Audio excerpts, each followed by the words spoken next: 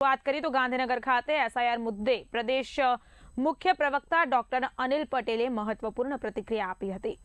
તેમણે જણાવ્યું કે આઝાદી પછી દેશભરમાં વિવિધ સમયગાળામાં મતદાર યાદી શુદ્ધિકરણના કાર્યક્રમો યોજાતા રહ્યા છે અને તેમાં સમયાંતરે ત્રુટિઓ સામે આવતી રહી છે। વધુમાં તેમણે શું જણાવ્યું આવો સાંભળીએ।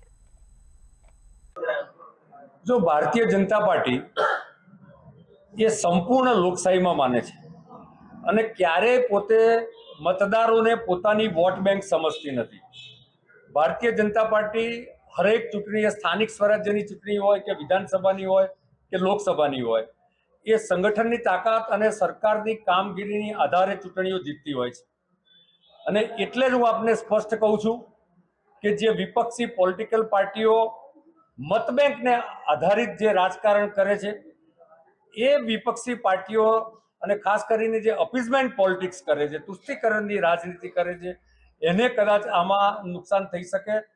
ભારતીય જનતા પાર્ટી એ અંત્યોદયની વિચાર સાથે કામ કરતી અને સંતુષ્ટિકરણની એક સામાજિક સશક્તિકરણવાળી કામ કરતી પાર્ટી છે। એટલે ભારતીય જનતા પાર્ટીને હર હંમેશ જન સમર્થનમાં વિશ્વાસ હોય છે।